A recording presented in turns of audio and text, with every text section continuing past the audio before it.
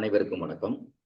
இன்றைய அமர்வுல education மெத்தடாலஜில unit 2ல different பிலாசபர்ஸ்ல குறிப்பா காந்திஜி அப்படின்ற அவருடைய கல்வி கொள்கைகள் குறித்தான தகவலை தான் இந்த பதிவுல நம்ம பார்க்க போறோம்.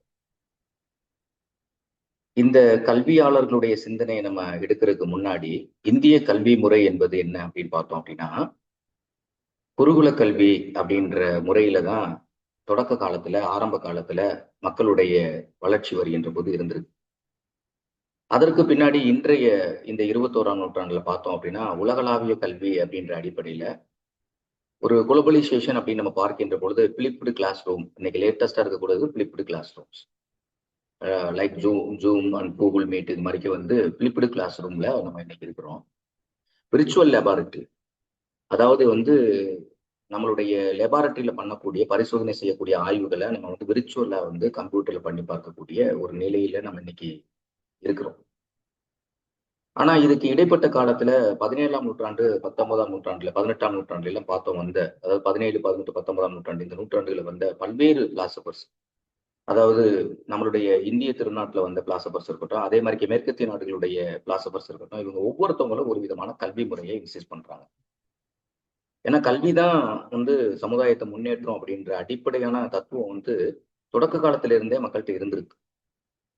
அப்ப அந்த அடிப்படையில நிறைய தத்துவவியலாளர்கள் பல்வேறு கருத்துக்களை அவங்க சொல்றாங்க. ஆனா இந்த அமர்வுல நம்ம காந்திஜியினுடைய, அதாவது நம்மளுக்கு சிலபஸ்ல கொடுக்கப்பட்டது 2 பிலாசபர்ஸுமே கொடுத்துருக்காங்க. ஈஸ்டர்ன் பிலாசபர் அப்படின்றது தனியா வருது, அதை பத்தி நம்ம பின்னாடி பார்ப்போம். இப்ப இந்த காந்திஜி அப்படின்னு பார்க்கும்போது இவர் நம்ம மகாத்மா அப்படின்னு நம்ம சொல்றோம். ஆனா இவருடைய முதல்ல என்ன அப்படின்னா, இவர் ஒரு தத்துவயாளர் தான். இவர் ஒரு பிலாசபர். இதுக்கு பின்னாடிதான் இவர் கல்வியாளரா மாறுறாரு. அதுக்கு பின்னாடிதான் இவர் ஒரு அரசியல்வாதியா மாறு. ஏன் அப்படின்னா, இன்னைக்கு லேட்டஸ்டா 2020 வரைக்கும் அதாவது 2020 நியூ எஜுகேஷன் பாலிசி வரைக்கும் இவருடைய ஆதார கல்வியை அடிப்படையாக கொண்டு பல்வேறு கமிட்டி, கோத்தாரி கமிஷன், இவங்கெல்லாம் இந்தியன் எஜுகேஷன் கமிஷன், இவங்கெல்லாம் ஈஸ்வர பட்டாய் குழு, அதே மாதிரி டாக்டர் ஜாய் ஹுசேன் குழு, இவங்கெல்லாம் இந்த ஆதார கல்வியை பேஸ் பண்ணி பல்வேறு கருத்துக்களை இன்னைக்கு வரைக்கும் பதிவு பண்ணியிருக்காங்க. இந்த ஆதார கல்வி என்பது கல்வியோடு சேர்ந்து தொழிலும் இருக்கணும் அப்படின்றதான். இந்த ரெண்டையும் தான் பேஸ் பண்ணி அவர் இந்த கல்வி முறையை கொடுக்குறாரு. அப்ப இதற்கு முந்தைய அமர்வுல எல்லாம் பார்த்தோம் அப்படின்னா, ஃபர்ஸ்ட் இந்த கொஸ்டின் கேட்டிருக்காங்க, அதை பார்த்துட்டு நம்ம உள்ள போவோம். ஸோ காந்தியினுடைய ஒரு ஒரு முக்கியமான கல்வி தொடர்புடைய ஒரு கொட்டேஷன் அப்படின்னு நம்ம பார்த்தோம் அப்படின்னா, education should be aimed at grass root level of any nations. எந்த தேசத்தினுடைய வளர்ச்சியினுடைய அந்த வளர்ச்சி எந்த இடத்துல இருக்கு அப்படின்னா, கிராஸ் ரூட் லெவல்ல பார்த்தோம் அப்படின்னா அது என்ன அப்படின்னா கல்விதான். இது காந்திஜி தான் கொட்டேட் பண்றாரு, இவருடைய கொட்டேஷன். இதை நம்மளுக்கு ப்ரீவியஸ் பிஜிடிஆர்ல இதை பத்தி கேட்டிருக்காங்க. இந்த கொட்டேஷனை கொடுத்து யாரு சொன்னா அப்படின்னு கொஸ்டின்ல கேட்டிருக்காங்க. ஏன்னா பல்வேறு கல்வியாளர்களுடைய கொட்டேஷன் கொடுத்து கொஸ்டின்ல கேட்பாங்க. அதே மாதிரி இவர் தான் கிராமத்தினுடைய முக்கியத்துவத்தை பத்தி சொன்னதுல இவர் மிக முக்கியமான ஒருத்தர். ஏன்னா இப்ப இருக்கக்கூடிய நூற்றாண்டு வேற, அப்போ அவர் வாழ்ந்த காலகட்டம் அப்படின்னு சொல்லும் போது அந்த காலகட்டத்துல இந்த கிராமத்தினுடைய முன்னேற்றத்தை பத்தி ஒரு சிந்தனை பண்ணியிருக்காரு. அதனாலதான் அவர் என்ன சொல்றாரு, இந்தியாவினுடைய ஆன்மாவாவே கிராமத்தை சொல்றாரு. இந்தியாவினுடைய ஆன்மாவான கிராம முன்னேற்றத்தை கருத்தில் கொண்டு ஆதார கல்வி முறையை உருவாக்கியிருக்காரு. அப்ப இந்த ஆதார கல்வி யாரை முன்னேற்றம் செய்யணுன்ற அடிப்படையில் உருவாக்கியிருக்காரு அப்படின்னா, கிராமத்தை முன்னாடி, கிராம வளர்ச்சி அடைஞ்சிச்சு அப்படின்னா ஒரு தேசம் வளர்ச்சி அடையும் அப்படின்றது. கிராம வளர்ச்சி ப்ராப்பரா இருந்துச்சு அப்படின்னா அது நம்மளுடைய தேசத்தினுடைய வளர்ச்சி சிறப்பா இருக்கும். இன்னைக்கு இந்த சர்வோதயா அப்படின்னு ஒரு வார்த்தை கேள்விப்படுவோம். எந்த இடத்துல சர்வோதயா புத்தகம் பண்ணிட்டு இருப்பாங்க. சர்வோதயா சம்பந்தப்பட்ட இந்த காந்தியடிகளுடைய கிராஃப்ட் ஓரியன்ட் இருக்கக்கூடிய பொருட்கள் எல்லாம் இருக்கக்கூடிய சர்வோதய பண்ணைகள் எல்லாம் நீங்க பார்த்திருப்பீங்க. அதனுடைய நேம்லயே சில திட்டங்கள்லாம் இருக்கு. இந்த சர்வோதயா அப்படின்றது காந்தியால் தொடங்கப்பட்டதான். இது ஆக்சுவலா இதனுடைய அர்த்தம் என்ன அப்படின்னா, அந்த சர்வோதயாக்கான அர்த்தம் என்ன அப்படின்னா, அப்லிஃப்ட் ஆஃப் ஆல், எல்லோரும் உயரணும் அப்படின்னு. அப்லிஃப்ட்னா என்னது, எல்லாரும் உயரணும். ஆஃப் ஆல், எல்லாரும் உயரணும். There is no any discrimination, எல்லாரும் உயரணும் அப்படின்றதான் அவர் சொல்றாரு. அடுத்து இவருடைய கல்வியினுடைய சித்தாந்தம் அப்படின்னு பார்க்கும்போது, ஏன்னா இப்ப நம்மளுக்கு ஆக்சுவலா இவர் ஒரு கல்வியாளர், ஒரு அரசியல்வாதி, ஒரு பிலாசபர் அப்படின்னு நம்ம அடிப்படையில் பார்க்கும்போது, இந்த பாடத்திட்டம் எதுக்காக கொடுத்துருக்காங்க அப்படின்னா, இந்த கல்வியாளர்களை பத்தி நீங்க என்ன படிக்கணும் இந்த இந்த கண்டென்ட்ல, என்ன குறிப்பா முக்கியத்துவம் கொடுக்கணும் அப்படின்னா, இவங்க கல்வி குறித்தான என்ன குறிக்கோள் சொல்றாங்க, எந்த விதமான கல்வி முறை இவங்க தொடங்கியிருக்காங்க, அதற்கான அடிப்படை என்ன, பேஸ் என்ன அப்படின்றத பத்தி தான் நம்ம இங்க படிக்க போறோம் ஆக்சுவலா. இப்படித்தான் நீங்க எல்லா பிலாசபர்ஸுமே படிக்கணும். இவருடைய கல்வியினுடைய சித்தாந்தம் அப்படின்னு நம்ம எடுத்து பார்த்தோம் அப்படின்னா, வன்முறையற்ற சமுதாயம் உருவாக்குவதே லட்சியம். இது எப்ப சொன்னாரு அப்ப பாருங்க. இந்த வார்தா கல்வி முறைன்றது வந்து 1937 அறிமுகப்படுத்தியிருக்காரு. அப்ப இந்த கல்வியினுடைய அவருடைய சித்தாந்தமே என்ன சொல்றாரு அப்படின்னா, வன்முறையற்ற சமுதாயம் உருவாக்குவதே லட்சியம் அப்படின்னு சொல்றாங்க. இன்னைக்கு வன்முறை அப்படின்றது வந்து நீங்க டெய்லி பேப்பர் எடுத்து பார்த்தோம் அப்படின்னா, வன்முறை இல்லாத ஒரு பேப்பர் அல்லது ஒரு நாள் அப்படின்னு பார்த்தோம்னா அது குறைஞ்சிடும். அப்ப இந்த வன்முறையற்ற சமுதாயம் உருவாக்குவது அப்படின்ற இந்த ஒரு கான்செப்ட அன்னைக்கு சுதந்திரம் வாங்கினதுக்கு பின்னாடி நம்ம சரியா வந்து பின்பற்றிட்டு வந்திருந்தோம் அப்படின்னா, இன்னைக்கு மக்கள் வந்து அமைதியா வாழக்கூடிய ஒரு சூழலை நம்மளால கண்கூட பார்க்க முடியும். அடுத்து என்ன சொல்றாரு அப்படின்னா, எழுத்து வேறு கல்வி வேறு. எழுத்து வேறு கல்வி வேறு. இந்த ரெண்டையுமே வந்து நீங்க கார்லேட்டட் பண்ணாதீங்க. காந்தி வந்து கொட்டேட் பண்றாரு. எழுத்து வேறு கல்வி வேறு. ரெண்டையும் வந்து லிட்ரஸியையும் நீங்க எஜுகேஷன் ரெண்டையும் ஒண்ணு சேர்க்காதீங்க. இது ரெண்டு வெவ்வேறு இது அப்படின்னு சொல்லுங்க. அடுத்து இவருடைய கல்வி பொதுவா வந்து ஆன்மீகம் சார்ந்த கல்வியா இருக்கு. ஆன்மா சார்ந்த கல்வி அப்படின்னு சொல்லலாம். ஹூ இஸ் மேன் அப்படின்னா, மனிதன் என்பவன் யார் அப்படின்னா, உடல் மனம், இந்த உடல் மனம் இந்த இரண்டையும் இயக்கக்கூடிய ஆன்மா என்று சொல்லக்கூடிய ஒரு இயற்கையான நம்ம உடம்புல இருக்கக்கூடிய சக்தி, அதுதான் வந்து ஆன்மா அப்படின்னு சொல்றோம். சோ இந்த ஆன்மா வந்து நம்மளுடைய உடல்ல தான் இருக்கு. அந்த உடல் மனம் மூலமா தான் இந்த ஆன்மா தன்னுடைய செயலை செஞ்சுக்கிட்டு இருக்கு அப்படின்னா, இதைத்தான் வந்து சுவாமி விவேகானந்தர் சொல்றாரு. அடுத்த ஒரு பிலாசபர்ல புதுசா இந்த வருஷம் ஆட் பண்ணதுல பிலாசபர்ஸ்ல பார்த்தோம்னா, ப்ரீவியஸ் இதுல பிலாசபர்ல சுவாமி விவேகானந்தர் இருக்க மாட்டார், சுவாமி விவேகானந்தர். அவர் என்ன கல்வியை பத்தி சொல்றாரு அப்படின்னு பார்த்தோன்னா, அதாவது வெளியில் இருந்து வருவது கல்வி அல்ல. வெளியில் இருந்து வருவது கல்வி அல்ல. உள்ளுற உரைகின்ற மனிதனிடம் உள்ளுற உரைகின்ற தெய்வீகத்தன்மையை வெளிப்படுத்துவதுதான் கல்வியினுடைய நோக்கமே. ஆல்ரெடி உள்ள இருக்கு. அதுதான் நம்மளுக்கு இன்னைக்கு சயின்ஸ் வந்து மாடர்ன் சயின்ஸ் என்ன சொல்லுது வந்து ஜெனட்டிக் அப்படின்னு சொல்றாங்க. அப்ப ஆல்ரெடி உள்ள இருக்கக்கூடியதை வெளியே கொண்டு வரணும். அவ்வளவுதான். தூண்டி விட்டு எரிய விட்டா போதும். அப்ப அதைத்தான் செய்யணும். அப்ப அதுக்கான கல்வியை நீங்க கொடுங்க. நீங்க கொடுக்கக்கூடிய நம்மளுடைய ராமகிருஷ்ணன் சொல்கின்ற பொழுது வாழைக்காயும் அரிசியும் தரக்கூடிய கல்வி தேவை கிடையாது. அதன் மூலமாக பொருளை ஈட்டி இந்த பொருளை மட்டுமே வைத்துக்கொண்டு நம்ம வந்து வாழணும் அப்படின்னு சொன்னோம்னா, இந்த நன்னறி, வேல்யூ எஜுகேஷன், நன்னடத்தை இது எல்லாமே மக்கள்கிட்ட இல்லாம போயிடும். அப்ப பணம் ஒன்றே குறிக்கோள், அதை தயாரிக்க அதை எடுக்கணும் அப்படின்ற ஒரு நோக்கத்தோடு நோக்குதான் மக்களுடைய பயணம் போக ஆரம்பிச்சோம். அப்ப கல்வி என்பது என்ன அப்படின்னா, மனிதனை வந்து எப்படி கொண்டு போகணும் அப்படின்னு இவர் சொல்றாரு அப்படின்னா, மனிதனுடைய முழுமையான ஆளுமை, டோட்டல் பர்சனாலிட்டி அப்படின்ற ஒரு வளர்ச்சி வரணும் அப்படின்னா, முழுமையான வளர்ச்சி அப்படின்ற கல்வி வரணும் அப்படின்னா, அதுக்கு உதவுவது கல்வி. இன்னைக்கு வந்து பர்சனாலிட்டிக்கு டிஃபைன் பண்ணக்கூடிய நிறைய சைக்காலஜிஸ்ட், நிறைய எஜுகேஷனிஸ்ட் அவங்க தான் சொல்றாங்க. வளர்ச்சி என்பது இதைத்தான் இன்னைக்கு வந்து வேர்ல்டு ஹெல்த் ஆர்கனைசேஷனுமே அவங்களுடைய ஹெல்த் அப்படின்னு சொல்றதுல வந்து ஒரு டோட்டல் டெவலப்மெண்ட் அப்படின்னு சொல்றாங்க. Physically, mentally, socially, spiritually and emotionally அப்படின்ற கான்செப்ட்ல தான் எல்லா ஒரு கோட்பாடுகளையும் முன்வைக்கிறாங்க இன்னைக்கு இருக்கக்கூடிய கல்வியாளர்கள். அப்ப அந்த ஆளுமை வளர்ச்சிக்கு எது உதவுது? ஒருத்தனுடைய எல்லா வளர்ச்சி வரணும் அப்படின்னா அதுக்கு கல்வி என்பது அடிப்படை. அதனால கல்வி ஒன்றுதான் உன்னை உயர்த்தும் அப்படின்னு சொல்லுவாங்க. இப்ப இந்த அஜெண்டால நம்ம என்ன பார்க்க போறோம்? அதாவது வந்து நம்ம இப்ப படிக்கிறது பிஜிடிஆர்பியினுடைய எக்ஸாமினேஷன் பாயிண்ட்ல கேட்கக்கூடிய எம்சிக்யூ டைப்ல உள்ள எல்லா கொஸ்டினும் நம்ம ஆன்சர் பண்ணணும் அப்படின்னா, அப்ப இந்த கல்வி தொடர்புடைய காந்தியடிகளுடைய பல்வேறு தகவல்களை நம்ம தெரிஞ்சுட்டு போகும்போது மட்டும். ஏன்னா இது வந்து என்னன்னா ஒரு மெமரி ஓரியன்டட் கொஸ்டின் தான். இது எதையுமே நீங்க போய் வந்து திரும்ப திரும்ப பார்த்தீங்கன்னா உங்க மனதுல பதிவாயிடும். 1க்கு 10 முறை பாக்குறீங்க அப்படின்னா காந்தியடிகளை பத்தி ஒரு பேப்பர்ல எழுதி வச்சுக்கிறீங்க ஒரு 2 பக்கத்துல. அந்த 2 பக்கத்தையும் திரும்ப திரும்ப பார்த்துக்கிட்டு இருந்தோம் அப்படின்னா, ஏதாவது விடுபட்டுச்சு வேற ஏதாவது படிக்கிறீங்க அப்படின்னா அந்த இடத்துல நீங்க நோட் பண்ணி வச்சுட்டா போதும். காந்தியடியை பத்தி கேட்கக்கூடிய எல்லா விஷயங்களுமே நம்மளால ஆன்சர் பண்ண முடியும். பொதுவா நல்லா தெரிஞ்சுக்குங்க. எஜுகேஷன் சைக்காலஜி ப்ரிப்பேர் பண்ணக்கூடியவங்க.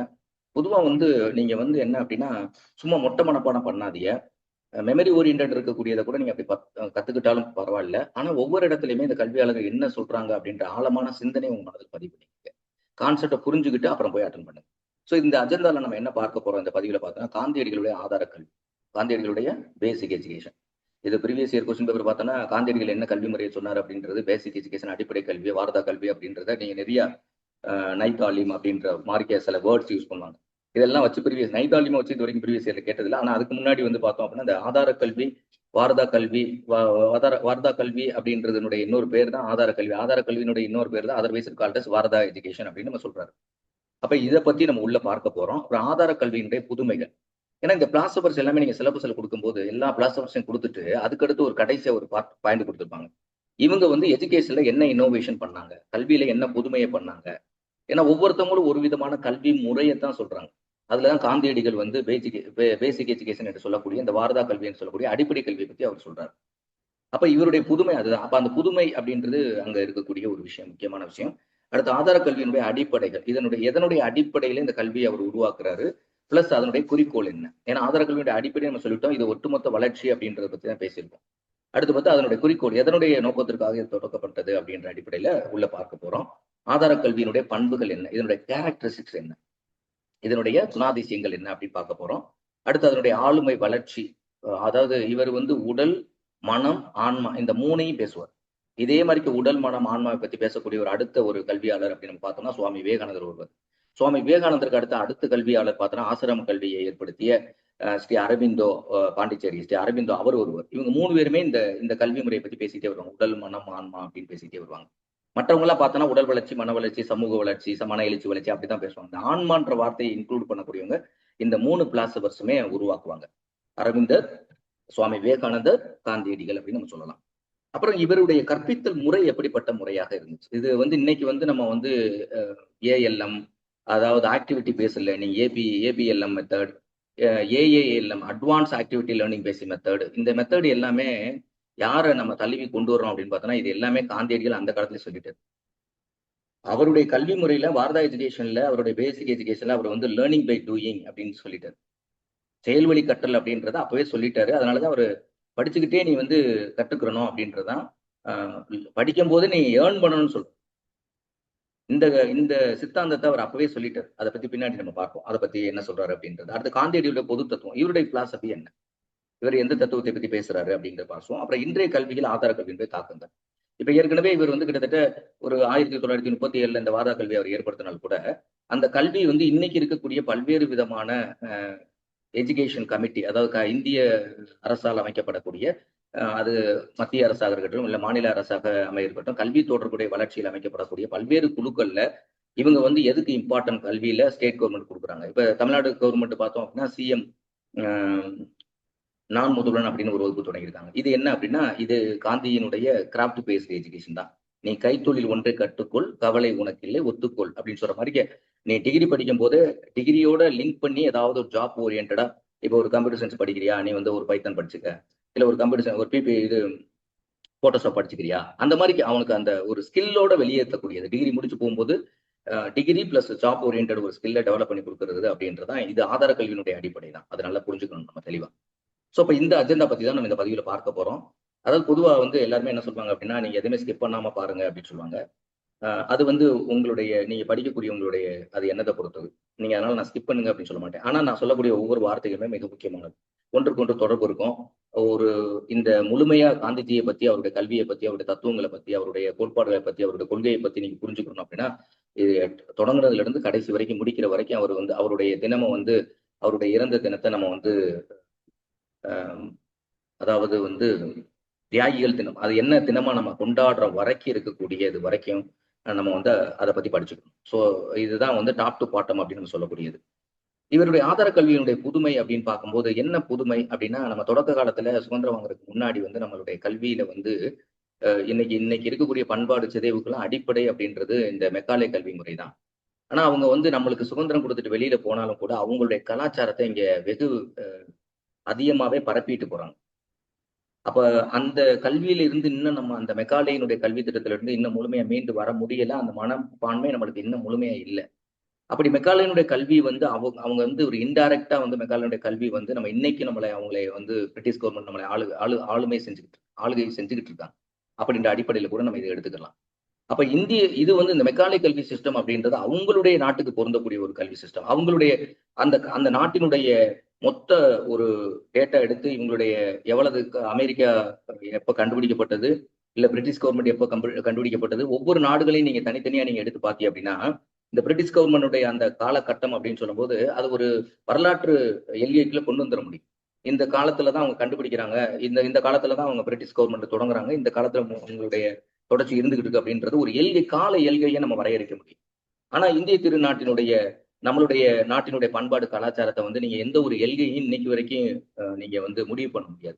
இப்ப இருக்கக்கூடிய கீழடி ஆய்வினுடைய இது கூட இந்த முழுமையா அந்த ரிசல்ட் வந்துச்சு அப்படின்னா ஆதி நாகரிகம், மூத்த நாகரிகம், முதன்மையான நாகரிகம் என்பது தமிழ் நாகரிகம், தமிழ் பண்பாடு என்பதை நம்மளால உணர முடியும். ஆனா அதை வெளிப்படுத்தக்கூடிய இன்னைக்கு கூட தமிழ்நாடு கவர்மெண்ட் என்ன பண்ணிருக்காங்க அப்படின்னா, அதனுடைய முடிச்சவைப்பவர்களுக்கு, அதாவது என்ன அப்படின்னா, கீழடி நாகரிகத்தினுடைய அந்த தொன்மைகளை பற்றியான முடிச்ச அவிழ்ப்பவர்களுக்கு அதை வந்து தெளிவா புரிய வைப்பதற்கு, இதுதான் மூத்த நாகரிகம் புரிய வைப்பதற்கு கோடிக்கணக்கான பிரைஸ் மணியா அவங்க டிக்ளேர் பண்ணியிருக்காங்க.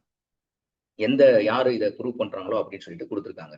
அப்போ வந்து இது மாதிரிக்கு வந்து அதாவது வந்து நான் இதை மட்டும் சொல்லல, பட் இது வந்து இந்திய திருநாடு அப்படின்றது என்ன அப்படின்னா, ஒரு ஆதி நாகரிகம் அப்படின்னா மொத்தமா இந்திய திருநாடு, அது வடக்கு தெற்குன்னு நம்ம பிரிக்க தேவையில்லை. பட் எல்லாமே என்ன அப்படின்னா, ஒரு ஆதி அப்படின்னு சொல்றது ஒரு ஆன்மீக பூமி. ஏன்னா யோகத்தினுடைய தோற்றமே எங்கே வந்திருக்கு அப்படின்னா இந்திய திருநாட்டில் தான் வந்திருக்கு. அப்ப யோகம் தோன்றிய காலகட்டத்தை நம்ம வரையறை செய்ய முடியுமா? வரையறை செய்ய முடியாது. ஆனா வரலாற்றுக்கு உட்பட்டு எந்த காலத்துல எழுதியிருக்காங்களோ அந்த காலத்தை மட்டும்தான் நம்ம வரையறுக்க முடியுமா? அதுக்கு முன்னாடி இருக்கக்கூடிய மனித சமூகத்தை பத்தியான தோற்றத்தை நம்மளால புரிஞ்சுக்க முடியாது. சோ இப்ப இந்திய திருநாட்டுக்கு சற்றும் பொருந்தாத ஒரு மெகாலய கல்வி திட்டத்தை வந்து காந்தியடிகள் வந்து விவாகரத்து டைவர்ஸ் பண்றாரு. இது வந்து நம்ம நாட்டுக்கு பொருந்தாத அப்படின்னு சொல்றோம். ஏன்னா வந்து ஒரு திருமண வாழ்க்கையில வந்து டைவர்ஸ் அப்படின்றது என்ன? நீ எனக்கு பொருந்த மாட்ட அப்படின்னு அந்த ஆணோ பெண்ணையோ பெண் ஆணையோ வந்து டைவர்ஸ் பண்றது அப்படின்றது, விவாகரத்து பண்றது என்பது நடைமுறையில உள்ளது. ஆனா காந்தியடிகள் வந்து மெகாலய கல்வி திட்டத்தை என்டையரா வந்து இது இந்திய திருநாட்டுக்கு பொருந்தாத ஒரு கல்வி முறை, கம்ப்ளீட்டா இதை வந்து நான் வந்து விவாகரத்து செய்யறேன் அப்படின்ற மாதிரி அடிப்படையில தான் அவருடைய கல்வி புதுமை இதுல இருக்கு.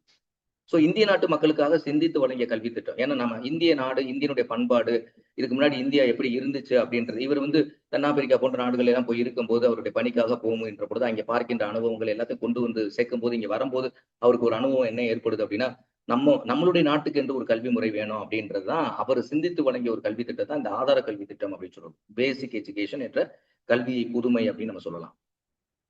சோ இந்த ஆதார கல்வி அப்படின்றது தாலிம் அப்படின்னு சொல்லுவாங்க. தாலிம் அப்படின்றது என்பது மகாத்மா காந்தியடிகள் வடிவமைத்த ஒரு முழுமையான கல்விக் கொள்கை.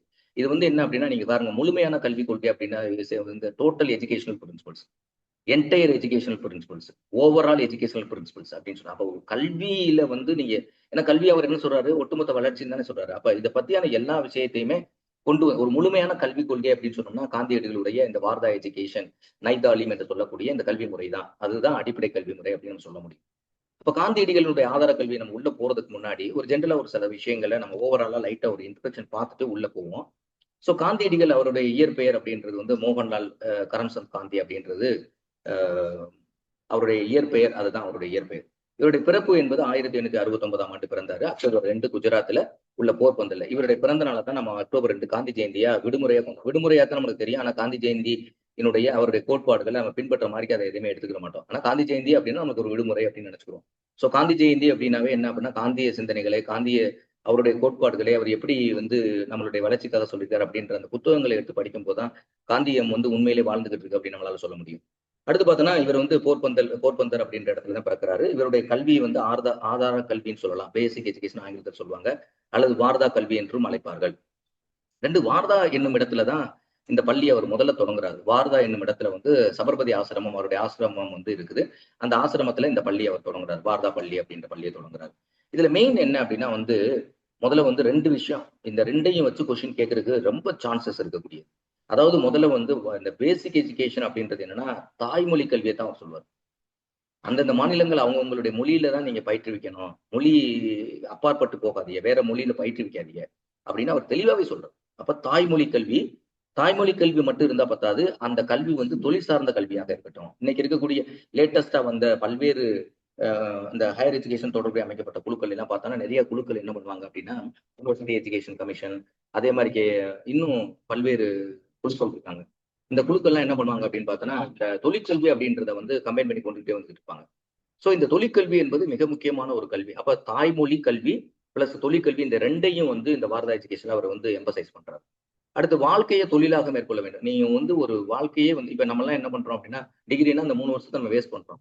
ஆனா இன்னைக்கு வந்து டிகிரி எல்லாம் சில பேர் பாக்குறாங்க, என்ன பண்றாங்க அப்படின்னா, இன்னைக்கு நியூ எஜுகேஷன் படிச்சு 2020 என்ன சொல்லுது அப்படின்னா, நீ வந்து ஒரு டிஸ்டன்ஸ்ல படிச்சுக்க, ஒரு கோர்ஸ் ரெகுலர்ல படி, இல்ல ஈவினிங் சீட்டால படி, இல்ல ஆன்லைன்ல படிச்சுக்க, எப்படி வேணாலும் படிச்சுக்க, நீ வேலையை கொண்டு வந்துக்கலாம். ஆனா வந்து நீ படிக்கும் போதே என்ன ஏர்ன் பண்ணணும் அப்படின்ற அடிப்படையில தான் நம்ம தொழிற்கல்வியை பத்தி இவர் பேசுறாரு. வாழ்க்கையை தொழிலாக மேற்கொள்ள வேண்டும் அப்படின்னு சொல்றாரு. அடுத்து உடல் உழைப்பும் செயல்வழி கல்வி. இந்த செயல்வழி கல்வி அப்படின்றது இருக்கு பத்தியா, லேர்னிங் பை டூயிங் சொல்லக்கூடிய செயல்வழி கல்வியை வந்து இவர் ரொம்ப ஆதரிக்கிறார். அதாவது வந்து உடல் உழைப்போடு கூடிய கல்வி தான் வேணும்னு சொல்றாரு. உடல் உழைப்பு கம்பல்சரியா இருக்கணும். இன்னைக்கு வந்து உடல் உழைப்பு செய்யக்கூடிய மக்களுடைய எண்ணிக்கை நாள் வர குறைஞ்சுக்கிட்டே இருக்கு. அதனாலதான் இன்னைக்கு மற்ற தொழில நீங்க எடுத்து பார்க்கும்போது இன்னைக்கு வந்து உடல் உழைப்புன்றதும் என்டையரா குறைஞ்சிருச்சு. அடுத்த செயல்வழி கற்றலை தான் அவர் ஆதரிக்கிறாரு அப்படின்ட்டு. இது ஒட்டுமொத்தமா நீங்க புரிஞ்சுக்கிற வேண்டிய விஷயம். ஸோ இப்போ தனியா ஒன் பை ஒன்னா பார்ப்போம். ஒரு சில இடங்களை நான் ஆங்கிலத்தில் மட்டும் நான் பதிவு பண்றேன். ஏன் பதிவு பண்றேன் அப்படின்னு பார்த்தோன்னா, சில டேர்ம்ஸ் சில வேர்ட்ஸ் நம்ம புரிஞ்சுக்கிறதுக்காக நம்ம ஆங்கிலத்துல சொல்ல வேண்டிய விஷயம் இருக்கு. ஸோ ஃபர்ஸ்ட் வந்து என்டையரா ஒரு கான்செப்ட் புரியும் போது சில இடங்கள்ல வந்து நம்ம ஆங்கிலத்துல பார்க்க வேண்டியது இருக்கு. Examination point. ஸோ இவருடைய மேக்சிமம் எதை மையமாக அமைத்த கல்வி அப்படின்னா கிராஃப்ட் சென்டர்டு, கைத்தொழில் தான், கிராஃப்ட் எஜுகேஷன் தான் இவர் சொல்றாரு. இது ரொம்ப முக்கியமான வார்த்தை. ஸோ இதுல இந்த கிராஃப்ட் சென்டர்டு லேர்னிங்ல இது வந்து நம்ம இப்ப சொல்லுவோம்ல, இன்னைக்கு இருக்கக்கூடிய கல்வி முறை அப்படின்னு பார்த்தோம்னா குழந்தைகளை மையமாக வைத்த கல்வி முறைன்னு சொல்லுவாங்க. நம்ம ஆதி காலத்துல குருகுல கல்வி முறைன்றது என்ன அப்படின்னா ஆசிரியர் மைய டீச்சர் சென்ட்ரிக் மெத்தட் அப்படின்னு சொல்லுவாங்க. இன்னைக்கு வந்து child center method or learner center மெத்தட்னு சொல்லுவாங்க. அதே மாதிரி வந்து இவருடைய லேர்னிங் மெத்தட், காந்திஜியினுடைய லேர்னிங் மெத்தட் அப்படின்றது கிராஃப்ட் சென்டர்ட் மெத்தட், அதாவது கைத்தொழிலை மையமாக வைத்த ஒரு கல்வி முறை அப்படின்னு நம்ம தெளிவாகவே சொல்லலாம். So education is important through the productive manual work. மனிதனால வந்து உற்பத்தி செய்யக்கூடிய வேலை, அந்த ஒர்க் அப்படின்றது மனிதனால் உற்பத்தி செய்யக்கூடிய அந்த வேலை திறனைத்தான் அவர் என்ன சொல்றாரு அப்படின்னா இந்த கிராஃப்ட் எஜுகேஷன்ல சொல்றாரு. ஆனா இந்த ஆக்சுவலா வந்து காந்தியடிகளுடைய பேசிக் எஜுகேஷன் வரும்போது அவருடைய கல்வி முறை வந்து சித்தாந்தம் என்பது யாரும் ஏற்றுக்கொள்ள முடியாது. அந்த காலத்துல அவரை பத்தி ரொம்ப பேசியிருக்காங்க. இன்னைக்கு வரைக்கும் பேசிக்கிட்டு இருக்காங்க அந்த கல்வி முறை சரியான கல்வி முறை. ஆனா இன்னைக்கு ஏன் அப்போ வந்து இன்னைக்கு வரக்கூடிய எல்லாமே நியூ எஜுகேஷன் பாலிசி 2020 வரைக்கும் அதுக்கு முன்னாடி வந்திருக்க சில கமிட்டி கோத்தாரிக்க குழுக்கள் எல்லாமே வந்து இந்த ஒர்க் பேஸ்டு எஜுகேஷனை வந்து சொல்றாங்க. Socially useful productive work, SUB அப்படின்னு சொல்லுவாங்க. சோசியலி யூஸ்ஃபுல் ப்ரொடக்டிவ் ஒர்க்னு சொல்லுவாங்க, SUPWன்னு சொல்லுவாங்க. இதெல்லாம் வந்து எப்படி வந்துச்சு அப்படின்னா ஈஸ்வர பட்டாய குழுலாம் இதை சொல்லுவாங்க. அப்ப எப்படி சொன்னாங்க அப்படின்னா இதான். அப்ப அவர் என்ன சொல்றாரு அப்படின்னா கைத்தொழில் தான், ஸ்பின்னிங், நெசவு, வீவிங், கார்பெண்டர், அதே மாதிரி அக்ரிகல்ச்சர், இதெல்லாம் வந்து நம்ம செய்யணும் அப்படின்னு அவர் ரொம்ப தெளிவா சொல்றாரு. அவர் படிச்சு ஒரு ஒரு சாஃப்ட்வேர் கம்பெனில வேலை பார்க்கக்கூடியவனுக்கு என்ன மரியாதை இருக்கு, இல்ல ஒரு வக்கீல் படிச்சு, அதாவது வந்து அவர் இப்படி சொல்லல, அவர் சொல்லக்கூடியது என்ன அப்படின்னா ஒரு வக்கீலுக்கு என்ன முக்கியத்துவம் நீங்க வெளியில வரும்போது அவர் சார் அப்படின்னு நம்ம சொல்றோமோ அதே மாதிரி வந்து ஒரு விவசாயிக்கு அதே முக்கியத்துவம் இருக்கு அப்படின்ற மாதிரி சொல்வாரு இவரு. அடுத்து வந்து லைஃப் ஓரியன்டட் எஜுகேஷன். என்னன்னா வாழ்க்கையை மையமாக வைத்த கல்வி. இவருடைய கல்வி முறை எல்லாமே பாருங்க இனோவேஷன். இப்ப கல்வியில புதுமை அப்படின்றதான் நம்மளுக்கு கொஸ்டின்ல கேட்க போறாங்க. ஏன்னா இன்னைக்கு இருக்கக்கூடிய என்டையர் கொஸ்டின் பேப்பருமே இதை பேஸ் பண்ணி தான் கேட்பாங்க. அவர் எப்ப பிறந்தாரு, அவர் எப்போ இறந்தாரு, அவரு அதெல்லாம் வந்து இப்ப கேட்கறதுக்கான சான்சஸ் ரொம்ப கம்மி. அப்ப ஃபர்ஸ்ட் வந்து இவரோட இனோவேஷன் அப்படின்னு கல்வியிலே இவருடைய புதுமை என்ன பண்ணிருக்காருன்னா ஃபர்ஸ்ட் வந்து கிராஃப்ட் சென்டர் லேர்னிங் அது என்னன்றதை நம்ம பார்த்தோம். அடுத்து லைஃப் ஓரியன்டட் எஜுகேஷன் அப்படின்னா அதாவது வந்து வாழ்க்கையை மையமாக வைத்த கல்வி முறை அப்படின்னு சொல்றாரு. அப்ப education is not for separate from life. கல்வியை வந்து லைஃப்ல இருந்து தனியா பிரிக்க முடியாது, பட் இன்டகிரேட் பண்ணலாம். லைஃப் அப்படின்னா முழுமையாவே நம்ம அது கல்வி அப்படின்னு நினைக்கிறோம், அப்படி கிடையாது. அது ரெண்டையும் என்ன இன்டகிரேட் பண்றாரு அப்படின்னா எதை அதோட ஒருங்கிணைக்கிறார். இன்டகிரேட் பண்ணா ஒருங்கிணைக்க வித் ரியல் லைஃப் டாஸ்க். நம்மளுடைய ரியல் லைஃப் டாஸ்க். இப்ப ரியல் லைஃப் உதாரணம் சொல்லுவோம். நீங்க ஏதாவது ஒரு கன்சர்ன் ஃபீல்ட்ல நீங்க வந்து ஒரு டிபார்ட்மெண்ட்ல UG அல்லது PG முடிச்சுட்டு வரீங்க அப்படின்னா நீங்க டீச்சிங் ப்ரொஃபஷன் விட்டுருங்க, வேற ஏதாவது ஒரு ஃபீல்டு பண்ணும்போது நீங்க படிச்சு வந்ததுக்கு நீங்க பார்க்கக்கூடிய வேலைக்கு எந்த விதமான தொடர்பு இருக்கா அப்படின்னா மேக்ஸிமம் என்டையரா இருக்காது. அப்ப அதை தான் சொன்னாங்க வித் ரியல் லைஃப் டாஸ்க். நமக்கு ஒரு ரியல் லைஃப் டாஸ்க் என்ன இருக்கு, நம்மளுடைய என்விரான்மெண்ட் என்ன இருக்கு, அதுக்கு தகுந்தாப்புல நம்ம வந்து கல்வியை வந்து இன்டகிரேட் பண்ணணும் அப்படின்னு சொல்றாங்க. ஸோ இன்டகிரேஷன் அதான் சொல்றாங்க. அதனாலதான் அது லைஃப் ஓரியன்டட் எஜுகேஷன் அப்படின்னு சொல்றாங்க, வாழ்க்கை மைய கல்வி அப்படின்னு சொல்றாங்க. அடுத்து எக்ஸ்பெரிமெண்டல் லேர்னிங், ஆய்வு முறை, அதாவது ஆய்வு முறை கற்றல் அப்படின்றது ரொம்ப முக்கியம். ஆய்வுபடுத்தணும் அப்படின்னு சொல்றாரு. அப்போ எக்ஸ்பெரிமெண்டல் அப்படின்னா பரிசோதனை அப்படின்னு சொல்றோம். அப்போ பரிசோதனை லேர்னிங் அப்படின்னு சொல்றாரு. என்ன சொல்றாரு, அதுதான் அவருடைய innovation. So students learn without doing. Students learn without doing, அதைத்தான் சொல்றாங்க learning by doing. Learning by doing, அதைத்தான் ஸ்டூடெண்ட்ஸ் லேர்ன் த்ரூ டூயிங். நீங்க எந்த இதை வந்து மாணவர்கள் கத்துக்கணும் அதை செய்து தான் கற்றுக்கணும் அப்படின்னு சொல்றாரு. அதைத்தான் வந்து நம்மளுக்கு இன்னைக்கு இருக்கக்கூடிய டேர்ம்ஸ், நிறைய டேர்ம்ஸ் நம்ம வந்து இன்னைக்கு என்ன விதமான மெத்தட் ஆஃப் டீச்சிங் சொன்னாலும் அது ALM APL மெத்தட், எந்த மெத்தட் சொன்னாலும் நம்மளுக்கு வந்து இந்த லேர்னிங் பை டூயிங் அப்படின்றத சொல்லுவாங்க. செயல்வழி கற்றல் அப்படின்றது இந்த பிரைமரி அப்பர் பிரைமரி எல்லாம் பார்த்தோன்னா செயல்வழி கற்றல ரொம்ப மோட்டிவ் பண்ணும். அடுத்து பார்த்தோம் அப்படின்னா அப்படின்னு சொல்லுவாங்க. 3 ஃபோல்டு டெவலப்மெண்ட். ஒவ்வொருத்தவங்களும் வந்து 3 விதமான டெவலப்மெண்ட் அவர் சொல்வார். இதுதான் காந்தியடிகளுடைய கல்வியினுடைய புதுமைன்னு சொல்லக்கூடியது. என்ன 3 H ஃபோல்டு அப்படின்னு சொல்றாரு. 3 விதமான விஷயம். ஒண்ணு வந்து ஹெட், ஹார்ட் அண்ட் ஹேண்ட் அப்படின்னு சொல்றாரு. அப்ப இந்த மூணையும் இன்டகிரேட் பண்றோம். அப்ப நம்ம பொதுவா வந்து இந்த கல்வியில பிரைமரி எஜுகேஷன் கொடுக்கக்கூடிய நோக்கத்துல பார்த்தோம் அப்படின்னா 3 R's படிப்போம். Reading, writing and comprehension. Reading, writing and arithmetic அப்படின்றது. அரித்தமெட்டிக்ல இருக்கக்கூடியது 2வது ஆறு எடுத்துக்கும். ரீடிங், ரைட்டிங், அந்த ஆர் அது 3 Rs சொல்லுவோம். அதே மாதிரி இவர் என்ன சொல்றாருன்னா இன்டகிரேட்டட் டெவலப்மெண்ட் அப்படின்றது என்ன சொல்றாரு அப்படின்னா, முதல்ல வந்து ஹெட் அப்படின்னா அது எது பிரெயின் சம்பந்தப்பட்டது. அப்ப இன்டெலெக்சுவல் டெவலப்மெண்ட், அப்ப அறிவு சார்ந்த வளர்ச்சி இருக்கணும்னு சொல்றாரு. அடுத்து ஹார்ட் அப்படின்றது எமோஷனல் ஸ்டெபிலிட்டி இருக்கணும். எப்பவுமே எது ஒரு எமர்ஜென்சி சுச்சுவேஷன் வரும்போது நம்ம வந்து உடனே வந்து என்ன பண்ணக்கூடாது அப்படின்னா ஹைலி எமோஷனலா போகக்கூடாது. எமோஷன்ஸை வந்து எப்பவுமே மன எழுச்சி அப்படின்றது ஸ்டெபிலிட்டியா இருக்கணும், நிலைத்தன்மையோடு இருக்கணும். டக்குன்னு ஏதாவது உணர்ச்சி பூர்வமாக வந்துச்சு அப்படின்னா நீங்க வந்து எமோஷனல் ஆகிடக்கூடாது. அடுத்து வந்து அந்த ஹேண்ட் அப்படின்னா ஸ்கில், இதுதான் கிராஃப்ட் எஜுகேஷன். இது ஹேண்ட்ன்றது உங்க கையில என்ன இருக்கு, நீ வந்து இன்டெலெக்சுவலா இருக்கு, உன்னுடைய எமோஷனல் கட்டுப்பாடுல வச்சுக்க, ஹேண்ட் ஸ்கில் நீ கைத்தொழில் கத்துக்கொள். இந்த 3 விஷயத்தையுமே அவர் வந்து தெளிவாக சொல்றாரு. 3H டெவலப்மெண்ட், இது ரொம்ப முக்கியமானது. இது எல்லாமே இந்த என்டையர் சிலேபஸ், ஏன்னா அவருடைய இனோவேஷனை பற்றி தான் பேசுறோம். அடுத்து வந்து சைல்டு சென்ட்ரல் லேர்னிங்.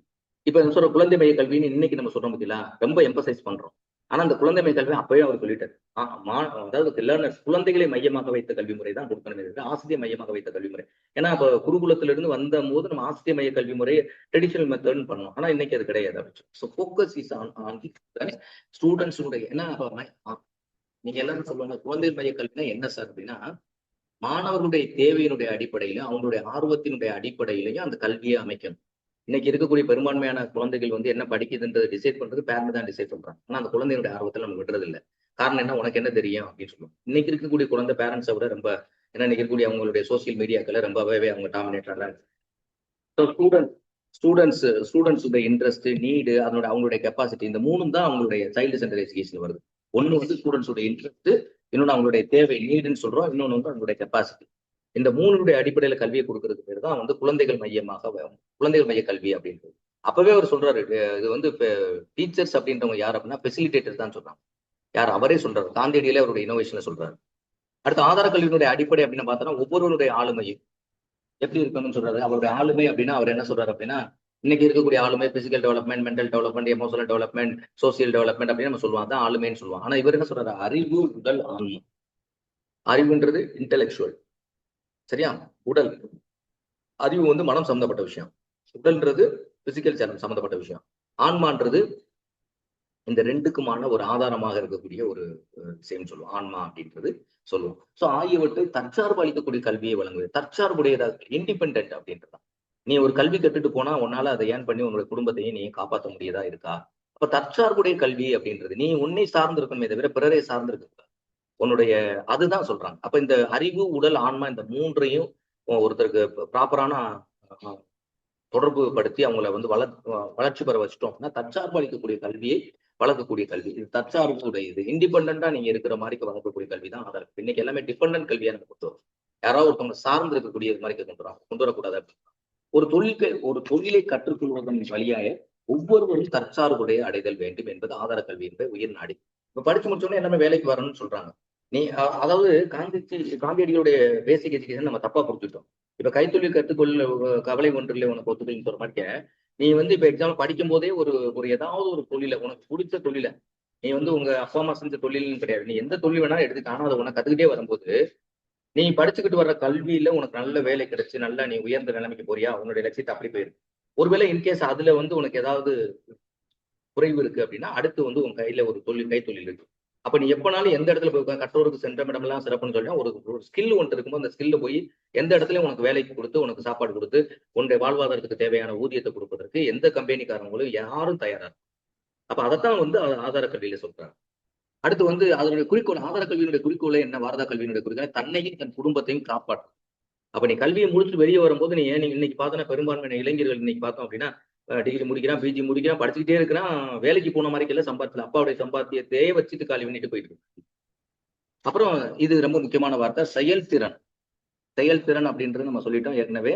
ஃபங்க்ஷனல், அதாவது வந்து லேர்னிங் பை டூயிங் சொல்ல பத்தியில அது மாதிரி அறிவு வளர்ச்சி, மனப்பான்மைகள், இந்த 3மே செயல்திறன், அறிவு வளர்ச்சி, மனப்பான்மை, அவங்களுடைய மென்டல் எபிலிட்டிஸ், கெப்பாசிட்டிஸ் எல்லாமே என்னன்னா சீரான வளர்ச்சி இருக்கும். எப்பவுமே வளர்ச்சினா உடனே டக்குன்னு பீக்ல போறது, இல்ல உடனே வந்து ரொம்ப டவுன்ல வர்றது அப்படின்றது கூடாது. வளர்ச்சி எப்படிப்பட்ட வளர்ச்சியாக இருக்கணும் அப்படின்னா சீரான வளர்ச்சியாக இருக்கக்கூடியதாக இருக்கு. அதுதான் ரொம்ப முக்கியமா அவர் சொல்றாரு. சீரான வளர்ச்சி அப்படின்னு தான் சொல்றாரு. அடுத்து பார்த்தோம் அப்படின்னா நன்னடத்தை வளர்த்துதல். இன்னைக்கு வந்து மாரல் எஜுகேஷன் நம்மளுக்கு குறைஞ்சிச்சு, வேல்யூ எஜுகேஷன் குறைஞ்சிருச்சு.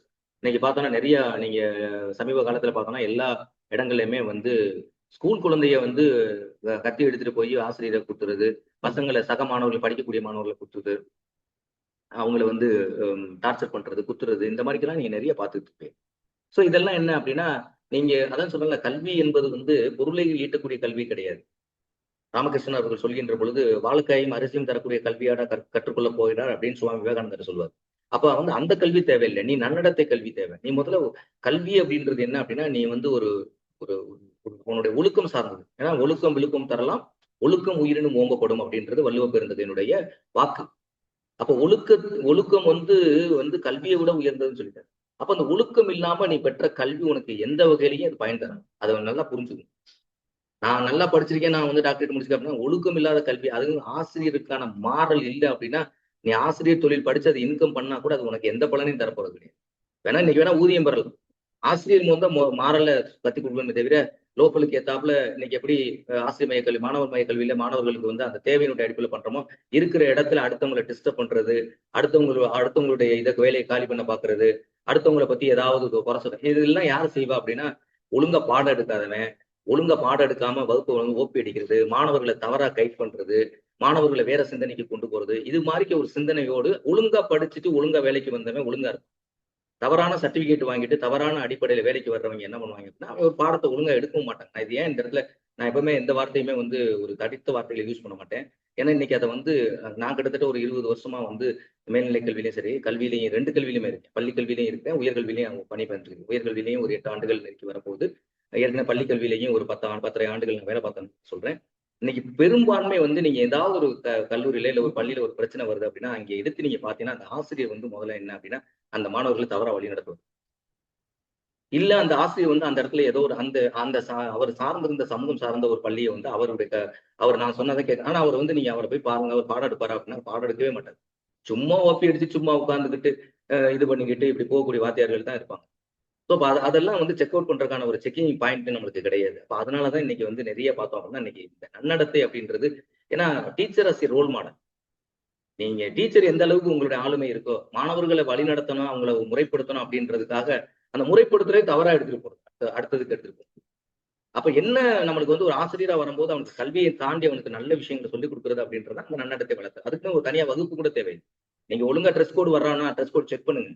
ட்ரெஸ் கோட்ல சரியா இருக்கானா? இல்ல அவங்க சொல்லுங்க. அவன் சொன்னா கேட்டுக்கலாம். பையன் நல்லவன் தான். என் பையன் எந்த கல்லூரியில, எந்த காலேஜ்லயுமே, பள்ளியிலயும் சரி, பையன் நல்லவன். நான் 100% சொல்லுவேன். பையன வந்து நீங்க வந்து அவன் இருமுனை கத்தி மாரி தான். அவன் வந்து எப்படி நீங்க தீட்டுறீங்களோ அந்த பக்கம் தீட்டுவான். அவ்வளவுதான். அவன நீங்க எப்படி மாடலைஸ் பண்றீங்க அப்படின்றதான். கயிறு கட்டாத, கயிறு கட்டாத. ஏன்னா மாணவர்கள் உள்ள வரும்போது சமத்துவத்தை தான் நம்ம கல்வி அரசு சொல்லித் தருது. இப்ப கயிறு கட்டாத அப்படின்னா, அப்ப கயிறு கட்டாத அப்படின்றத எந்த மாணவன் தான் நீ கயிறை ரிமூவ் பண்ணிட்டு உள்ள உட்காந்துருப்பா. நீங்க சொன்னா நல்லா பாடம் நடத்தினா மாணவர்கள் உங்களுக்கு வந்து மகிடி பாம்பு மாதிரி கேட்பான். நீங்க வந்து அவனை வந்து வேற மாதிரிக்கு கொண்டு போகணும், வேற மாதிரிக்கு சிந்தனையில் அவனை நினைச்சு அப்படின்னா கண்டிப்பா மாணவன் தான் போவான். இது வந்து ஒரு கல்வியாளர் நான் சொல்றேன். என்னுடைய 20 வருஷம் பணிய கால அரசு என்னுடைய அந்த அரசு பணியினுடைய அனுபவத்தில் நான் சொல்றேன். அது மாதிரி இன்னைக்கு வந்து நிறைய ஆசிரியர்கள் வந்து நான் என்னுடைய காலகட்டத்தில் நிறைய ஆசிரியர்களை பார்த்திருக்கிறேன். இது எதிர்காலத்துல என்னுடைய புத்தகத்துல கூட நான் இப்ப அதை ரைட் பண்ணிட்டு இருக்கேன். சமுதாயத்தினுடைய பார்வை அப்படின்ற மாதிரிக்க அந்த பார்வையில வந்து கண்டிப்பா இது சம்பந்தமான பதிவுகளை நிறைய அதுல பதிவு பண்ணும். சோ இது வந்து இந்த இடத்துல நன்னடத்தை அப்படின்றது வந்து மாணவர்கள் டே டு டே ஒவ்வொரு நாளும் மாணவர்களுக்கு சரியான நேரத்துல பள்ளிக்கு வாங்க, கல்லூரிக்கு வாங்க, அவங்க சரியா விஷயத்தை சொல்லுங்க, சரியா கைட் பண்ணுங்க. ஏன்னா யாராவது ஒருத்தன் தான் மெஸ்ல இருப்பான். அவனுக்காக எல்லாத்தையும் நம்ம இது தண்டிக்கணும் அப்படின்றது கிடையவே கிடையாது. அவனை ரீடு போடுறது, அவனை அனுப்பி விடுறது, அவனை இது பண்றது, அவனை டார்ச்சர் பண்றது. படிக்கிறதுக்கு தான் கல்வி கொடுக்குறாங்க. பள்ளியை நீக்கி இடைநிற்ற கூடாது, கல்லூரியை இடைநிற்ற கூடாது. அவனை படிக்க வச்சு நீங்க என்ரோல்மெண்ட் ரேஷியோ முக்கியம் கிடையாது. என்ரோல்மெண்ட் ரேஷியோல ஆன மாணவர்களை 3 ஆண்டுகள் படித்தவங்களுக்கு பட்டத்தை வாங்கி கொடுக்குறவங்க தான் சிறந்த ஆசிரியர். அதை விட்டுட்டு நீ ஓடி போயிரு, நீ படிக்க மாட்டே, இது பண்ண மாட்டே அப்படின்னா அதுக்கு கல்வி சொல்லிட்டு அதுக்கு அரசு இவ்வளவு பணம் செலவழிச்சு வருஷம் கல்லூரி புதிய புதிய கல்லூரிகள் தோன்றாங்க. அப்ப இன்டைரக்டா அரசு வந்து மாணவர்களுடைய வளர்ச்சியை கொண்டு வரணும்னு நினைக்கிறது. இன்னொரு பக்கத்துல மாணவர்களுடைய அந்த அரசினுடைய வளர்ச்சிக்கு எதிராக செயல்படக்கூடிய ஆசிரியர் ஒரு பக்கம் இருக்காங்க. சோ இதெல்லாம் என்டையரா காலி பண்ணணும். இந்த மாதிரி ஆசிரியர்கள்னா நீங்க அவங்கள சரியா நீங்க செக் பண்ணி பார்த்தீங்க அப்படின்னா அவங்களுடைய அவங்களுடைய அவங்களுடைய அவங்க வந்து சரியா ஆசிரியர் தொழிலுக்காக படிச்சுட்டு வந்தவங்களா இருக்கும். ஏதாவது ஒரு இதுல வந்து ஒரு தவறான ஒரு இதை பயன்படுத்தி அவங்க அப்பாயின்மெண்ட் ஆகும். நீங்க எடுத்து வெரிஃபை பண்ணாம டாக்குமெண்டோட நான் பேசுறேன். நான் சில ஆசிரியருடைய டாக்குமெண்டோட பேசுறேன். சும்மா நான் வந்து ஒரு யூடியூப்ல பதிவு பண்றது தவறா பதிவு பண்ண மாட்டேன். அதனால சொல்றேன். சோ அப்ப பண்பாட்டினை பாதுகாத்தல் மேம்படுத்துதல் அப்படின்றது ரொம்ப முக்கியமான விஷயம். நம்மளுடைய கலாச்சாரத்தை பின்பற்றணும் அப்படின்றது ரொம்ப முக்கியமானது. கடைசியில் பார்த்தா குடியுரிமை பேச்சு அளிக்கணும்னு சொல்றாங்க. நீ வந்து ஒரு ஒரு சிட்டிசன் அப்படின்னா இன்னைக்கு நேற்றைய தினம் கூட நம்ம வந்து ஆர்டிஇன்னு பார்த்தோம். ரைட் டு எஜுகேஷன் பார்க்கணும். இந்த குடியுரிமை பயிற்சியில் என்ன அப்படின்னா, நீ ஒரு நல்ல சிவிலிஷன் அப்படின்றத நீ உனக்கு என்ன உரிமை இருக்கு, உனக்கு என்ன கடமைகள் இருக்கு, இதெல்லாம் நீ தெரிஞ்சுக்க. குடியுரிமை பயிற்சி நம்ம எங்கேயாவது கொடுக்குறோமா, உங்களுக்கு உரிமைகள் என்ன இருக்கு, உங்களுடைய கடமைகள் என்ன அப்படின்னு எங்கேயாவது சொல்லி தரமா?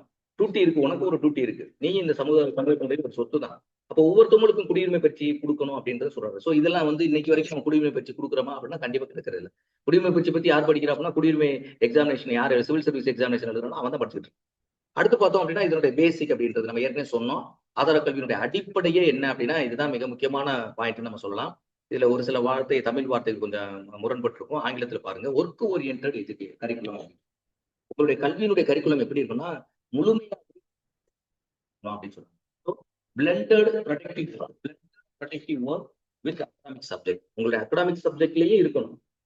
பொதுவா அகாடமிக் சப்ஜெக்ட்ல வந்து எழுதுதல், படித்தல், அந்த கணித அறிவு, அறிவியல் அறிவு இதெல்லாம் வேணும். அந்த அகாடமிக் சப்ஜெக்டோட சேர்த்து நீங்க என்ன பண்ணணும் அப்படின்னா ப்ரொடக்டிவ் ஒர்க், அதாவது வந்து உற்பத்தி வேலை சம்பந்தமான ஒரு விஷயத்தையும் நீங்க கொடுக்கணும். அதுதான் உங்க கரிக்குலத்துல இருக்கணும் அப்படின்னு சொல்றாரு. பேசிக் எஜுகேஷன் இதைத்தான் உங்க வார எஜுகேஷன் நீங்க சொல்லி கொடுத்தாரு. அடுத்து வந்து செல்ஃப் சஃபிஷியன்ட் அப்படின்றது சொல்றது, அதாவது தன்னிறைவு அப்படின்னு சொல்லுவாங்க. செல்ஃப் சஃபிஷியன்ட் அப்படின்னு education should make the learners economically independent.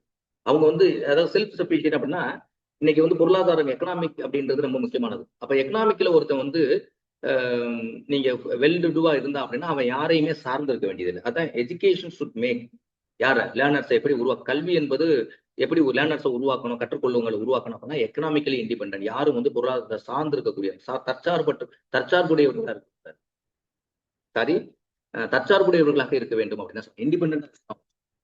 அடுத்து பார்த்தோம் அப்படின்னா சொல்றாரு, அதான் ஆன்மான்னு சொல்றாரு. இந்தியாவுடைய ஆன்மாவே கிராமம் அப்படின்னு சொல்றாரு.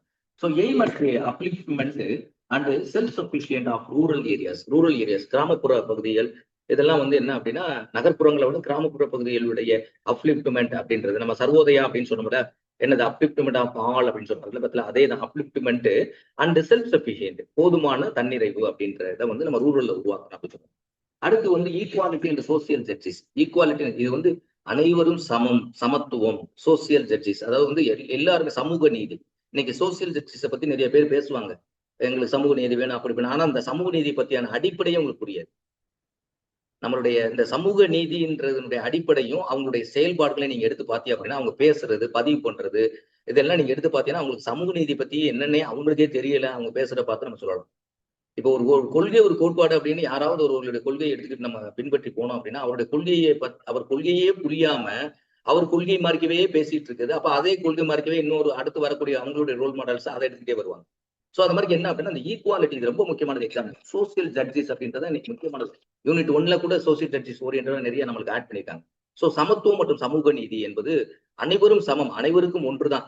அதுவும் குறிப்பா வந்து கல்வியாளர்கள் சரியா வழி நடத்தினாங்க அப்படின்னா மாணவர்கள் சரியா வழி நடத்தும், மாணவர் சரியா வரும். சரியான விஷயத்த மாணவன் சொல்லி எந்த வகையில நீங்க தவறான விஷயத்த மாணவன் சொல்லிக் கொடுத்தீங்க அப்படின்னா சமூக நீதிக்கு புறம்பாகவோ சமத்துவத்துக்கு புறம்பாகவோ மாணவர்களை நீங்க உன்னுடைய மனதுல உள்ளார்ந்து நீங்க நினைச்சு அப்படின்னா உங்களுடைய வாழ்க்கை பால்பட்டு விடும். அதை தெளிவா புரிஞ்சுக்கணும் இன்னைக்கு. ஏன்னா நீங்க எல்லாம் ஆசிரியர் ஆகி போறீங்க. அதனாலதான் நான் அந்த மேல ஒரு பாயிண்ட்ல வந்து நான் கூடுதலா அதுக்கு டைம் எடுத்துக்கிட்டேன். நீங்க எல்லாம் ஆசிரியர் ஆகி போறீங்க. உங்களுக்கு வந்து இறைவன் வந்து மிகப்பெரிய ஒரு கிஃப்ட கொடுக்குறாரு. நீங்க ஒரு ஆசிரியரை போகும்போது அந்த நீங்க எந்த பகுதியில் ஆசிரியர் போனா அந்த மாணவன் எந்த மாணவனா இருந்தாலும் சரி, அடுத்தட்டு மாணவன் அவனுக்கு கல்வியை கொடுத்து அவனுக்கு முடிஞ்ச வரைக்கும் உங்களுடைய பாடப்பொருள் சார்ந்து அவங்களுக்கு நல்ல விஷயங்களை கொடுத்து நல்ல வழிகாட்டியாக வரணும். அப்படி கொண்டு வந்தாதான் நீங்க நல்ல ஆசிரியரை தவிர தேவையில்லாதனா அவங்களை குரூப் சேர்ந்துட்டு அவரை போய் கேளு, இவரை போய் பேசு, அவரை போய் பேசு இப்படி மாதிரி சொல்றேன்னு நீங்க ஆசிரியர் தகுதி இல்லைன்னா இருக்கும். சோ அதை வந்து தெளிவா புரிஞ்சுக்கணும். அதனாலதான் இந்த டாபிக் எல்லாம் இருக்கு. சோ தொழில் அடங்கிய கற்றல் அப்படின்னு சொல்லலாம்.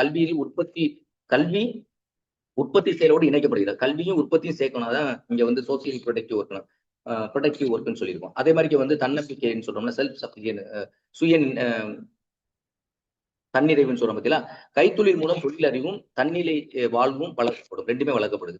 இது இங்கிலீஷ்ல கூட தமிழ்ல சொல்றேன். தன்னிறைவு பெற்ற கிராமங்கள், கிராம வளர்ச்சிக்கு உரிய கல்வி முறை, கிராம வளர்ச்சிக்காகவே உரிய கல்வி முறை, அந்த கிராமத்தினுடைய கல்வி முறைக்கு ஏத்தாப்புல அவங்களை கல்வி மூலமாக வளர்ச்சி அடைய வைக்கணும்னு சொல்றாங்க. அப்புறம் சமத்துவம் மற்றும் சமூக நீதி, அதாவது ஈக்குவாலிட்டி அண்ட் சோசியல் ஜஸ்டிஸ்ன்றது இன்னைக்கு நியூ எஜுகேஷன் பாலிசி 2020 நிறைய எம்பசைஸ் பண்றாங்க. எல்லா மாணவர்களுக்கும் ஒரே வேலை.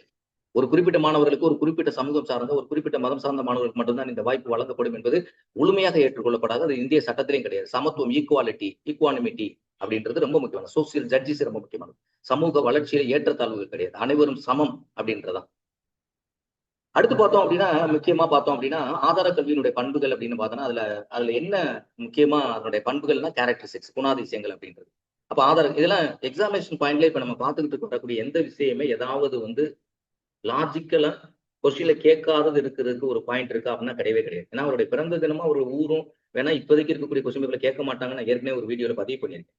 ஆனா அந்த தினத்தை நம்ம என்னவா கொண்டாடுறோம், அக்டோபர் 2 என்ன தினமா கொண்டாடுறோம்னா அந்த மாதிரி ஒரு இன்டைரக்டா ஜிகேல ஒரு கொஸ்டின் கேட்டா நம்ம ஆன்சர் பண்றதுக்காக தான் அந்த கொஸ்டினை நம்ம சொல்லியிருக்கோம். அவர் வந்து அக்டோபர் 2 காந்தி ஜெயந்தி அப்படின்னு நம்ம கொண்டாடுறோம் அப்படின்றது. அதே மாதிரி இது வந்து இந்த பண்பு என்ன பார்த்தா ஃபர்ஸ்ட் இலவச கல்வி. பேசிக் எஜுகேஷன் நீங்க இலவசம். இப்ப இன்னைக்கு வந்து நம்ம வந்து நேத்து ஆர்டிஇன்ற பார்க்கும்போது 2009ல தான் நம்ம வந்து என்னது 2 இலவச கட்டாய கல்வின்னு சொல்லியிருக்கோம். இலவச கட்டாய கல்வி. இலவசம் ஃப்ரீயாவும் இருக்கணும் and compulsory education up to 6 to 14 years அப்படின்றத நம்ம பார்த்தோம் நேற்றைய தினம். அப்ப கல்வி வந்து இலவச கல்வி இருக்கணும். தொடக்க கல்வியினை அரசு ஒவ்வொருவருக்கும் 6 முதல் 14 வயது வரை முழுவதும் இலவசமாக அளிக்க வேண்டும். இதை எப்ப சொன்னாரு? பாரதா எஜுகேஷன் இம்ப்ளிமெண்ட் பண்ணும்போது அவருடைய அந்த கல்வியினுடைய முக்கியமான நோக்கமே நீ 6 முதல் 14 வயது உள்ள குழந்தைகளுக்கு இலவசமாக கல்வி அளிக்க வேண்டும்ன்றதான் அவர் சொன்னார். அதைத்தான் நம்ம 2009ல நம்ம என்ன பண்றோம்? அது சட்டமாக இயற்றிருக்கு. அதுக்கு முன்னாடி வரைக்கும் பல குழுக்கள் சொன்னாங்க. ஆனா சட்டமா இயற்றப்பட்டது வந்து 2009 தான். அடுத்து வந்து தொழிற்கல்வி ரொம்ப முக்கியமா சொல்றாரு. இலவச கல்வின்னு சொல்லிட்டா தொழிற்கல்வி. நீ வந்து பாடத்தை மட்டும் சொல்லி தராத. அதோட சேர்த்து அவனுக்கு ஏதாவது தொழில் சம்பந்தமா சொல்லிக் கொடு. தொடக்கப்பள்ளி வெறும் சரித்திரம். தொடக்கப்பள்ளியில போய் பிரைமரி ஸ்கூல்ல வெறும் வந்து சரித்திரத்தை பத்தி, சரித்திரம்னா என்னது? நம்மளுடைய வரலாறு. அதே மாதிரி பூகோளம். பூகோள அமைப்புனா புவியியல். புவியியல் எப்படி இருக்கு? அந்த பூகோள அமைப்புகள் எப்படி? பூமத்திய ரேகைனா என்ன? அதே மாதிரி வந்து கோள்கள் எப்படி இயங்குது? பூமியில் உள்ள மண்ணுடைய அளவு எப்படி இருக்கு? என்னென்ன மண் எங்க காணப்படுது? அப்படின்ற மாதிரி காடுகள் எவ்வளவு இருக்குது? நிலப்பகுதி எப்படி இருக்கு? அப்படின்ற அந்த பூகோளம் மட்டும் சொல்லி தராத. அதே மாதிரி கணக்கு போன்ற பாடங்களை மட்டும் பயிற்றுவிக்காமல். அதே மாதிரி கணக்கு மேத்தமெட்டிக்ஸ் மட்டும் சொல்லி தராது. இந்த 3 மட்டும் தொடக்க பள்ளியில நீ சொல்லிக் கொடுக்கணும்னு நினைக்காத. ஆனா ஒரு தொழிலை முதன்மைப்படுத்தி பயிற்றுவிக்க வேண்டும். நீ பிரைமரியிலேயே ஒரு கல்வி, அதாவது அங்க இருந்தே ஒரு ஸ்கில்ல நீங்க கொண்டு வந்துட்டியா அப்படின்னா அவன் பின்னாடி அவனே ஒரு தொழிலாளியா மாறிடும். நீங்க ஒரு ஸ்கில் இப்ப எக்ஸாம்பிளா ஒருத்தனுக்கு வந்து ஒரு சமையல்ல நல்ல அவனுக்கு நல்லா தெரியுது அப்படின்னு வச்சுங்களேன். இப்ப அவனுக்கு வந்து ஒரு பேக்கரி வைக்கணும் அப்படின்னா அந்த பேக்கரியில நல்ல எப்படி பொருட்களை தயாரிக்கணும் அந்த ப்ரொடக்டிவ் ஒர்க்கா வரும்போது அவன் முடிச்சு வெளியே வரும்போது அடுத்த நாளே என்ன பண்ணலாம்? கடையை தொடங்கிடலாம். பேங்க் வந்து லோன் கொடுக்க தயாரா இருக்கு. ஸ்கில் இருந்து நீங்க லோன் கொடுக்குறதுக்கு வாங்க. ஏமாத்துறதுக்காக லோன் வாங்குறவங்களுக்கு யாரும் கொடுக்க மாட்டாங்க. நீங்க உண்மையிலேயே ஸ்கில் இருந்து நீங்க கொஞ்ச நாள் ரன் பண்ணி நீங்க நல்ல இன்கம் எடுக்க ஆரம்பிச்சீங்கன்னா உங்களுக்கு குரோர் கணக்குல வந்து யாரு பேங்க் வந்து பணம் கொடுக்கறதுக்கு தயாரா இருக்காங்க இன்வெஸ்ட்மெண்ட்டுக்கு. சோ அதாவது ஒவ்வொரு பள்ளியையும் ஏறக்குறைய தொழில்நிலை பள்ளிகளாகவே விளங்க வேண்டும் அப்படின்ட்டு. ஒவ்வொரு பள்ளிகளுமே அது பிரைமரியா இருக்கட்டும், அப்பர் பிரைமரி இருக்கட்டும், எல்லா பள்ளிகளுமே அங்க வந்து ஒரு தொழில் நிலையம் அப்படின்ற அர்த்தம். நம்ம ஐடிஐன்னு வச்சிருக்கோம் பாத்தீங்களா? தொழிற்பயிற்சி பள்ளின்னு சொல்லிடும்னா, அப்ப தொழிற்பயிற்சி பள்ளியில மட்டும்தான் நீங்க தொழிற்பயிற்சியை சொல்லித்தர வேலை. தொழிற்பயிற்சி எங்கேயுமே கொடுத்துடணும். ஒவ்வொரு பள்ளிகளும், ஒவ்வொரு வகுப்பறைகளும் தொழிற்பள்ளிகளாக இருக்க வேண்டும் அப்படின்றதான் காந்தியடிகள் சொல்றாங்க. அடுத்து உற்பத்தி கல்வி. அது ப்ரொடக்டிவ் ஒர்க் அப்படின்னு நம்ம பார்த்துட்டோம். மேலேயே பார்த்தோம். ஒரு ப்ரொடக்டிவ் கல்வியை தான் சொல்றாங்க.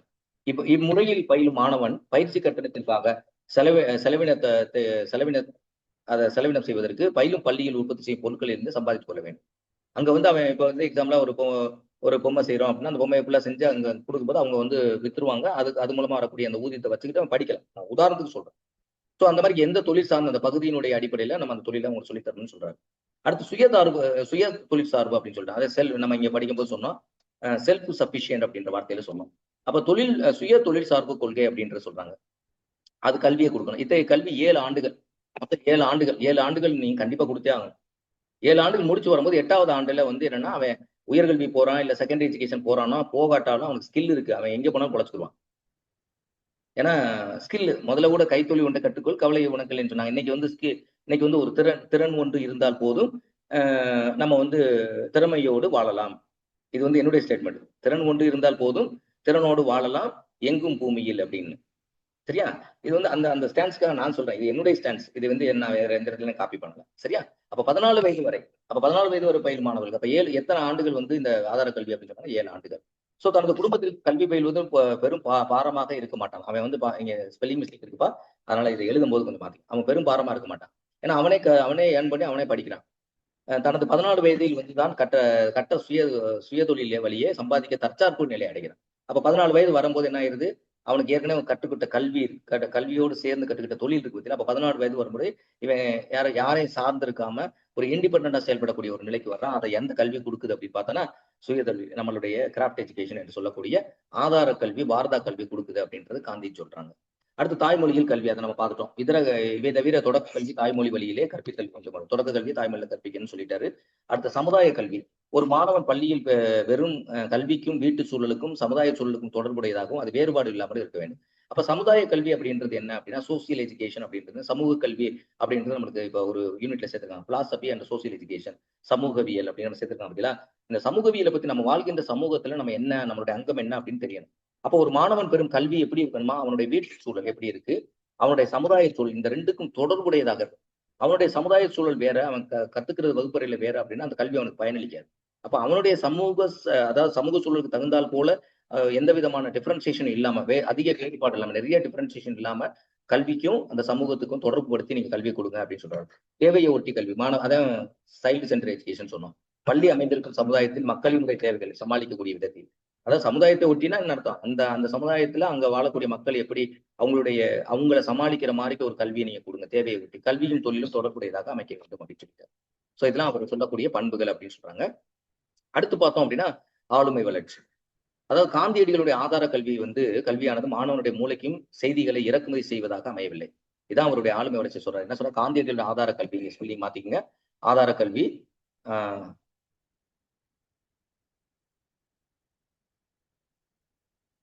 ஆதார கல்வியானது மாணவனுடைய மூளைக்கு செய்திகளை செய்வதாக அமையவில்லை. மாறாக ஒவ்வொரு மாணவனுடைய அறிவு, உடல், ஆன்மா ஆகிய மூன்றும் சீரான வளர்ச்சிகளை, இந்த அறிவு, உடல், ஆன்மா இந்த மூன்றும் சீரான வளர்ச்சி அடையணும் அப்படின்றதான் இவங்க வலியுறுத்துறாங்க. சோ இதற்கு அடுத்து என்ன அப்படின்னு பார்த்தோம்னா இன்னும் ஒரு பகுதி இருக்கு. சோ இப்ப அதிகமான டைம் எடுத்துக்கிறதுனால நீங்க வீடியோவை கவனிக்க முடியாது. அதனால அடுத்த பதிவுல இதனுடைய தொடர்ச்சியாக எதை நடத்த போறேன் அப்படின்னு பார்த்தோம்னா, முக்கியமா இவருடைய எஜுகேஷன்ல பார்த்தோம் அப்படின்னா அவருடைய என்னென்ன மெத்தட் ஆஃப் எஜுகேஷன் எப்படி கொடுத்துக்க சொன்னாரு, அதுல என்ன மெத்தட் யூஸ் பண்ணாங்க அப்படின்றது, அது காந்தியடிகளுடைய பொது தத்துவம், அவருடைய தத்துவங்கள் என்ன, அவருடைய கோட்பாடுகள் என்ன. அதுக்கடுத்து பார்த்தோம் அப்படின்னா இந்த ஆதார கல்வி தமிழ்நாடு அரசு இந்திய அரசாங்கம் எந்த மாதிரி செயல்படுத்தினாங்க. அடுத்து அவருடைய இன்னைக்கு இருக்கக்கூடிய பல்வேறு குழுக்கள்ல அவருடைய கல்வி முறைகள் எந்த தாக்கத்தை ஏற்படுத்துது. அதுக்கடுத்து அவருடைய முக்கியமான படைப்புகள் என்ன, அடுத்து அவருடைய தினத்தை எப்படி கொண்டாடுறோம் அப்படின்றத பத்தி அடுத்த பதிவுல பார்ப்போம். சோ இன்றைய பதிவை நான் இதோடு நிறைவு செய்து கொள்கிறேன். அனைவருக்கும் நன்றி, வணக்கம். தேர்வில் வெற்றி பெறுவதற்கு உங்களுக்கு வாழ்த்துக்களை தெரிவித்துள்ளேன்.